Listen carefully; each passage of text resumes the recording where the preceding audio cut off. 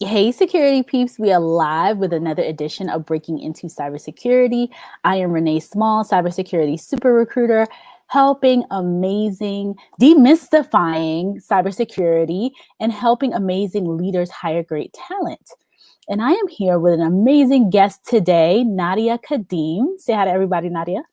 Hi.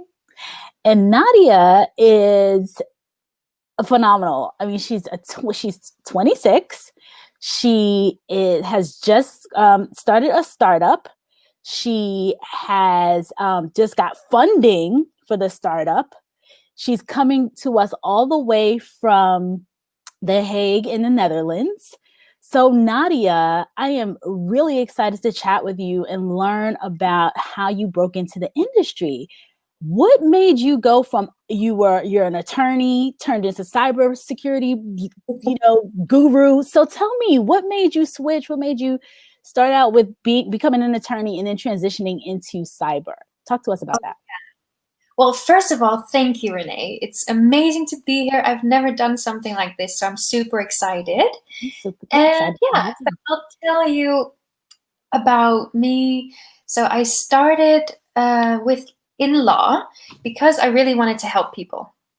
And that started with wanting to help children. So my first job was kind of in child protection, protecting abused children, which was a very great but depressing job, really.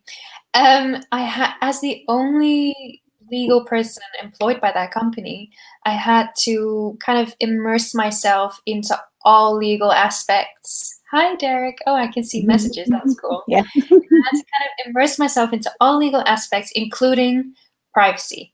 And that was a topic that I never really thought about, was never really interested in, to be honest. But I could very soon call myself a privacy officer. And as you know, data privacy and cybersecurity kind of go hand in hand because you need secure systems to secure data. And then I met this guy, Chris, who is my co-founder now. And he was a cybersecurity expert, and he had this idea about starting a company, wanting to protect small businesses. And then we were like, whoa, we'd be like a dream team in doing this. And so here we are. That's amazing. So you and Chris, his name is Chris, that's your co-founder? Yeah. You all met, did you meet as a part of the law program or? No, so he's actually my boyfriend. And yeah, we met. Business and pleasure. I know. Yeah, so we met how? We met technology. I'm telling you, we met on this kind of Tinder thing, Bumble it was called. And we met in The Hague. We had a coffee, we had dinner, we went to a museum. It was a very long date. And now we have a business together. I love it. I love that. Let me shout some people out. So Derek is here from Texas. Amani is here. You said, hey, Nadia. And Hannah is here from Barcelona. So Nadia, you met your co-founder, who's also your boyfriend. He's in cyber. You're on the legal side. You're helping these children. You understand the privacy component, and you understand that small businesses need help. Is that what made you go and be a part of the Accelerator program?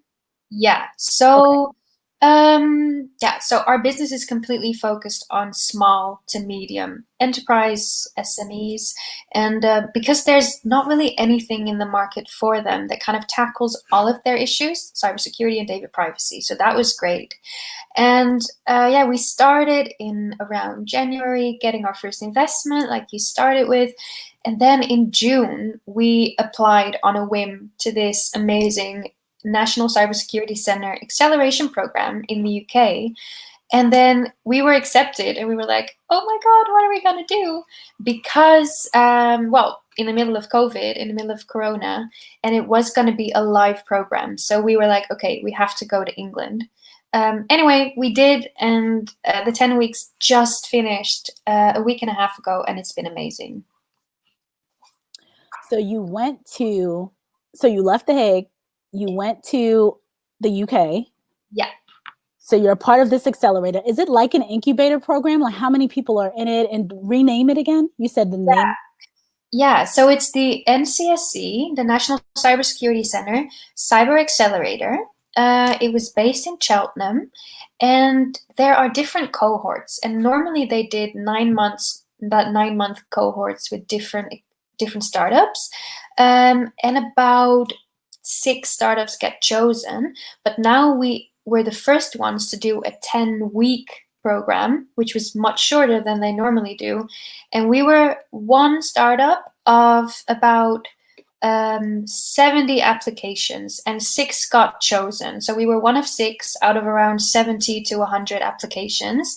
And there are like over 100 applications normally, but because of Corona, there was a little bit less applications this time.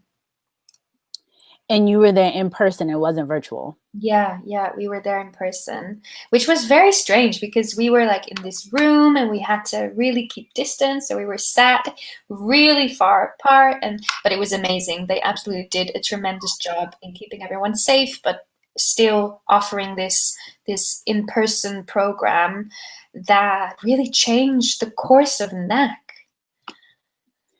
So I can imagine that. I mean, I'm thinking about being in a program in a cohort like this. You're brand new to security. Were the other people that were there, did they have years of experience in security? Were they brand new, similar to you? You know, talk to me about some of the other folks, just to give us a picture of what it was like in the other companies in your cohort. Yeah, I'd love to. So, as I said, one of 6 startups, and some were really early on, like we are and were, and some were a little bit further down the line. There were some people of our age, some a little bit older.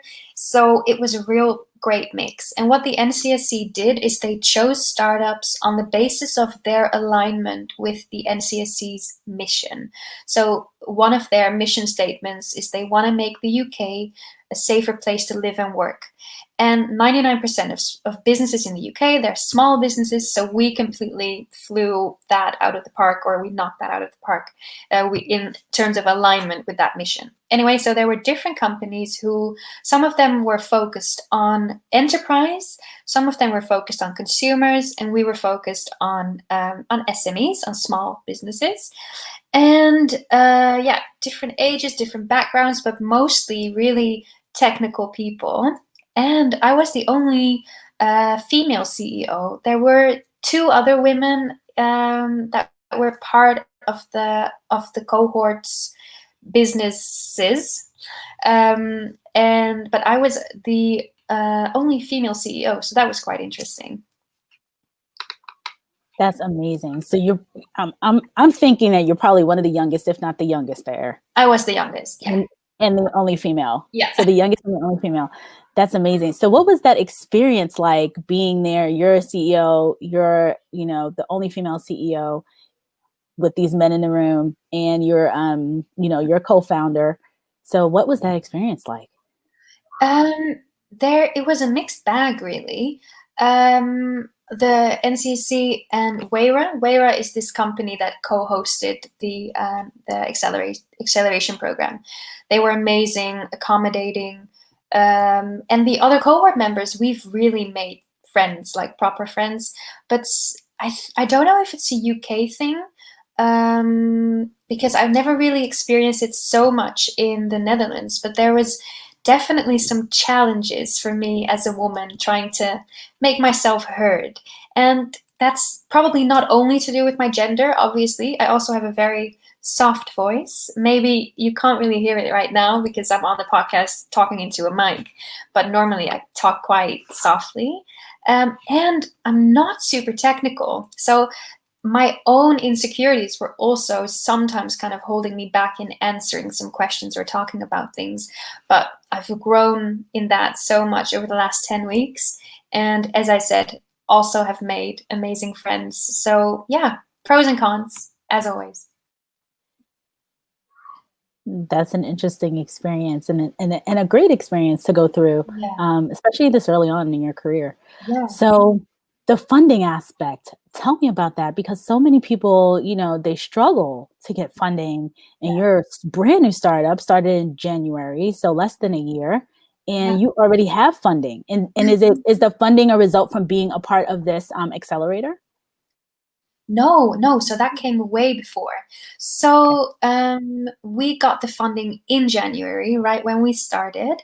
So Chris had already been wanting to kind of start this company before I got involved. And he had this idea, and he had Googled investors, The Hague, and he came across this company that was like an early stage startup investor, and kind of getting into the cybersecurity field, not having any portfolio companies yet in the cybersecurity field. So we were one of his first, and he was interested, like he thought it was an interesting idea, but we had nothing, right? And I wasn't even there in the very, very beginning for the first meeting. And so he was kind of hesitant to invest at that stage, because there was, the team is one of the most important things when investors look at potential partners or potential startups to invest in. And then we decided that, you know what, should we see if it helps if I come along and talk to him and talk about our ideas? And then he was like, yeah, great. And then he gave us the investment. So I don't think that our experience is very standard. I think we were definitely an exception, but that's just because we were kind of a dream team, like a privacy lawyer, a cybersecurity expert, an idea and a vision that was so new. And we can talk about that a bit later, but we wanted to be very feminine and very helpful. And that is kind of refreshing in the cybersecurity field. So I think that has helped. I think that you touched on something that comes up a lot, and it talks about one of the things that comes up a ton in the cybersecurity space is communications and communication skills. And it's clear that for you to be able to get this funding, that you were the ticket. Your boyfriend, your co-founder, he was there, not able to really, solidify it, and you came in. And your communication style and your communication skills, and be able to really lay out that vision, clearly made the investor more comfortable to say, yes, I'm going to move forward with this. So I just want people to, again, when we talk about skills, because for this month, Cybersecurity Awareness Month, we're really, really sharing with the audience around, people who may not necessarily know much about the security space, and making them aware that great communication skills are another skill. You don't have to be super technical for every role. That's one of the big myths, right? So this month we're doing myth busting.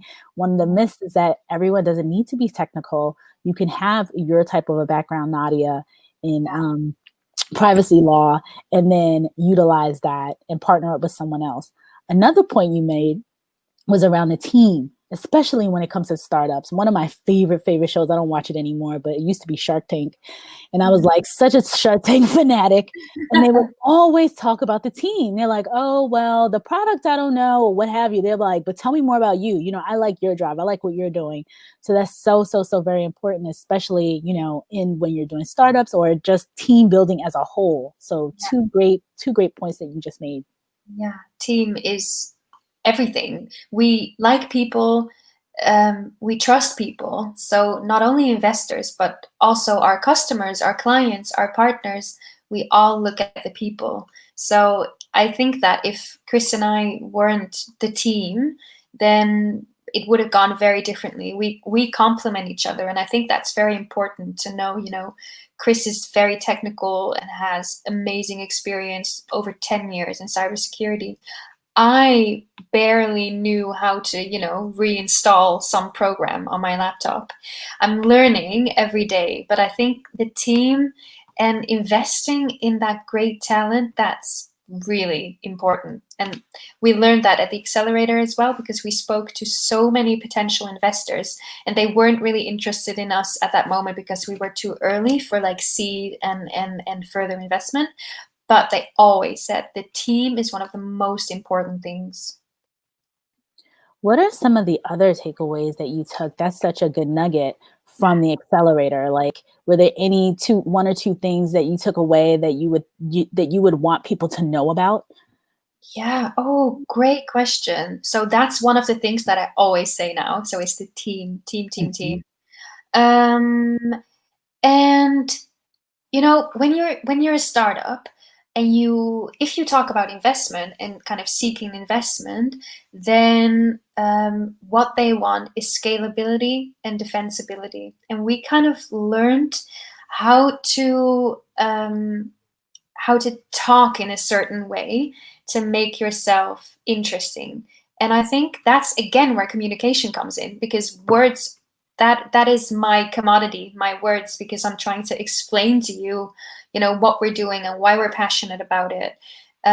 So the way you talk about things in investment, but also to your customers, is incredibly important. So in the beginning of our journey, we really consciously decided, okay, we are who we are. We have a cybersecurity solution for small businesses, but that sounds really, really boring. And that's not who we are. We're young and we're playful, but we're experts, but we want to help people.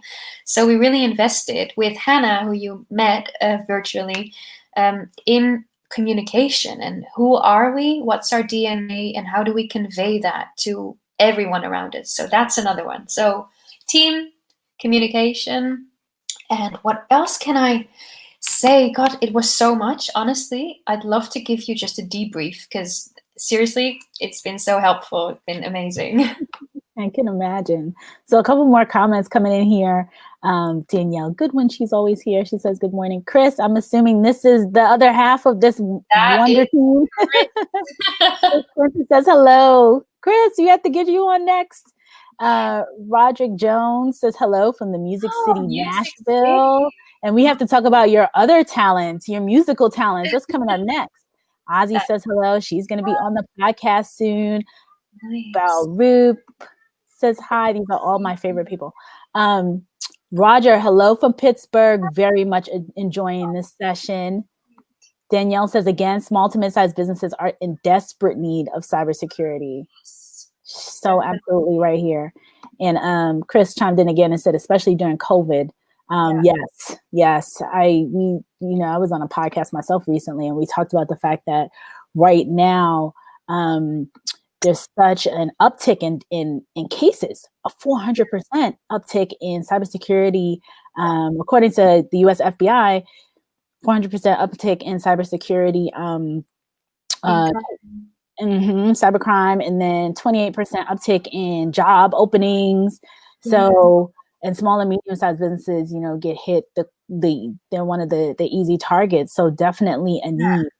And they go in 60% of cases, they actually go out of business after a successful attack, which people just don't realize. And we always think, oh, it's not going to happen to me, or, I'm not that important. And the thing is that they might not even target you specifically, but they have a spray and pray, and they have all these things and we are so vulnerable. And it's great to see that there's actually an increase of awareness, and these kinds of things, these podcasts, they help. And that's why I love joining this kind of thing, because it's so important. We need to talk about it and get awareness. And so Derek says, wow, can sing too, woman of many talents. So Nadia, tell us about, I don't know if you're a singer too. I know you're a musician. You play are you playing instruments? And I'm a singer. Go for it. Oh, no? No, not right now. I'll tell you. So you can see my camera is turned around. Yeah. If I point that way, it's actually that way. Yeah. So that thing is my music equipment. Yeah. So I grew up in a very creative household. My mother is a singer and a painter and a sculptist. I don't know the word in English per se. My sister inherited one half of those talents, and I inherited the other half. So my sister is an amazing painter, artist, everything, and I can sing quite well. And I'm a jazz singer, mostly pop and jazz, and I do weddings and parties and things like that. Yeah. A woman of many talents. Yeah. So you can go into these small businesses, sing a little bit, get them comfortable, and then I've always wanted to write a cybersecurity song, you should. You need to. I have someone doing a theme song for me. There's another person, I forgot her name is slipping my mind right now, who does some cyber rapping. So That's so go cool. for it. Yeah, great. Yeah, The community needs it. exactly. I will definitely come up with a half rap, half jazz song about cybersecurity. I Send don't know. it to you. Yeah, I'll wait.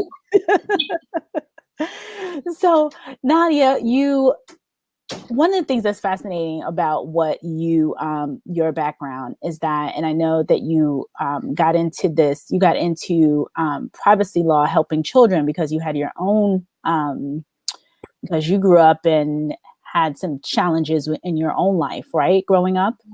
Yeah. Is that something you want to talk about? You can Yeah. ask me anything. Yeah, no Okay. worries. Awesome. Yeah. So yeah, I read a little bit about some challenges in your own childhood and that's what led you to wanting to protect children. Yeah. So can you tell us a little bit about that? Definitely.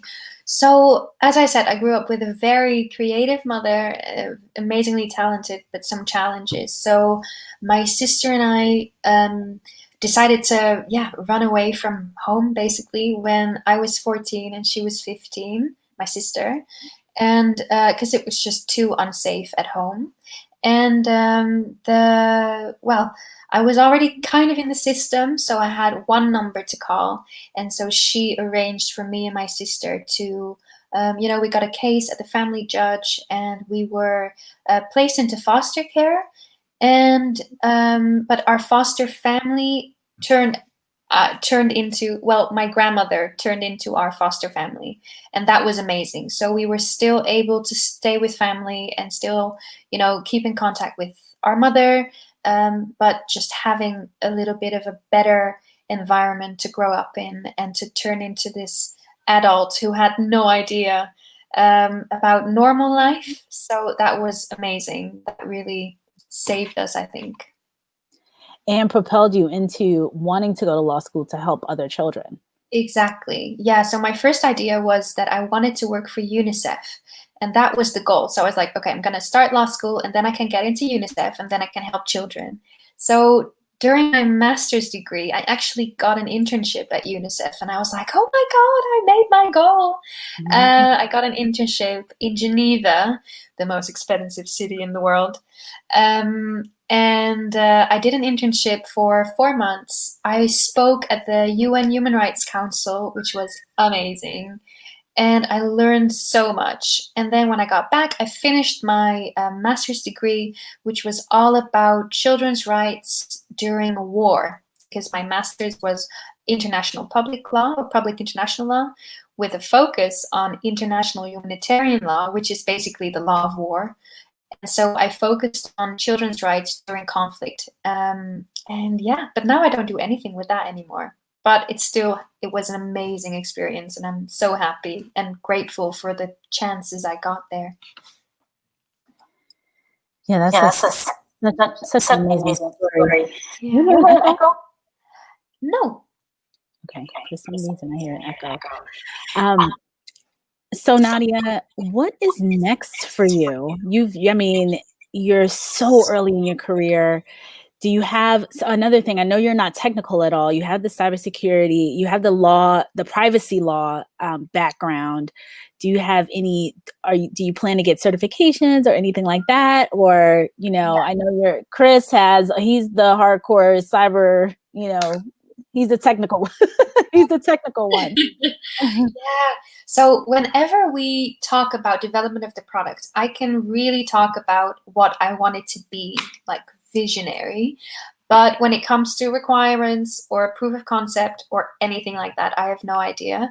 So I definitely want to do a cybersecurity qualification, just a basic one to get me kind of up to speed in the basics.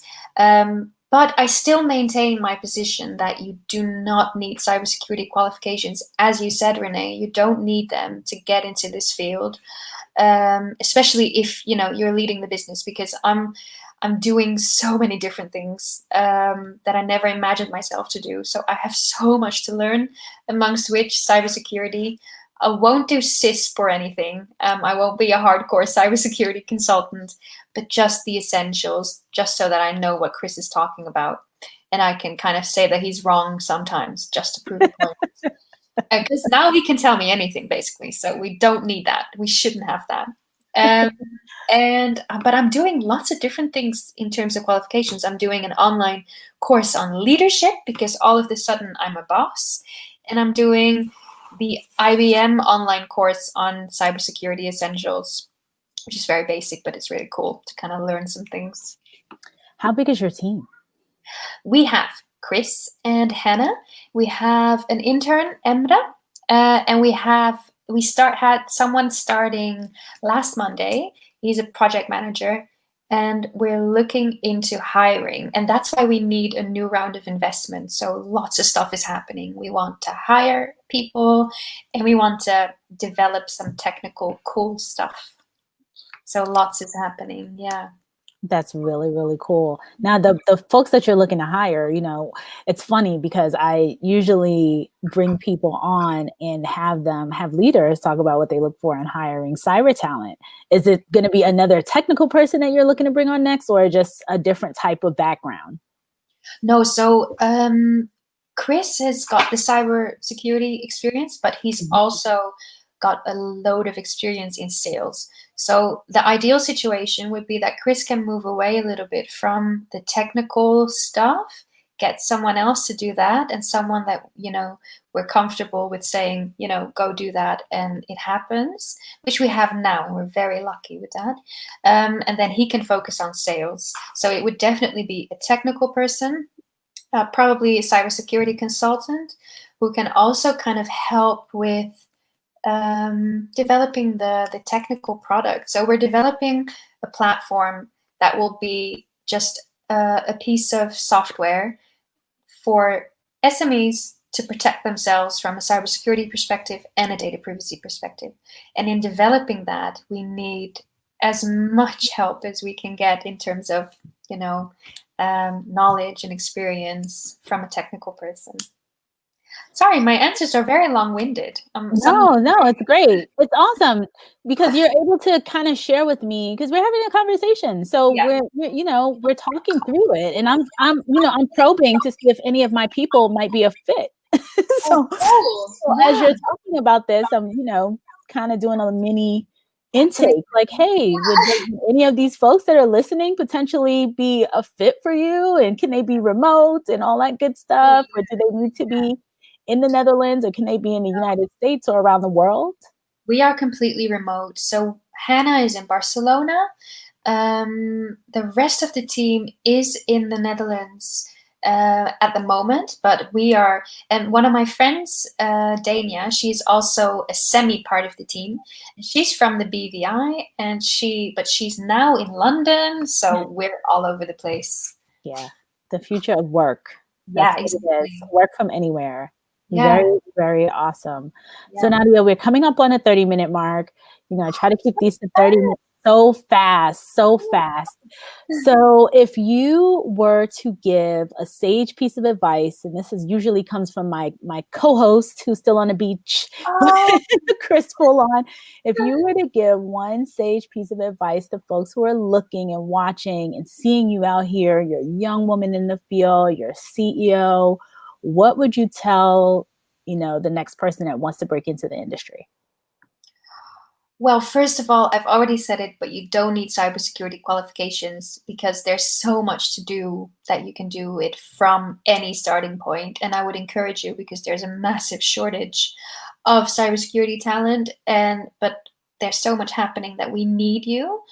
But also just find that one thing that you're passionate about and just focus on it and do it fully. So I try to balance different jobs, doing the cybersecurity thing combined with my old job, combined with lots of other things.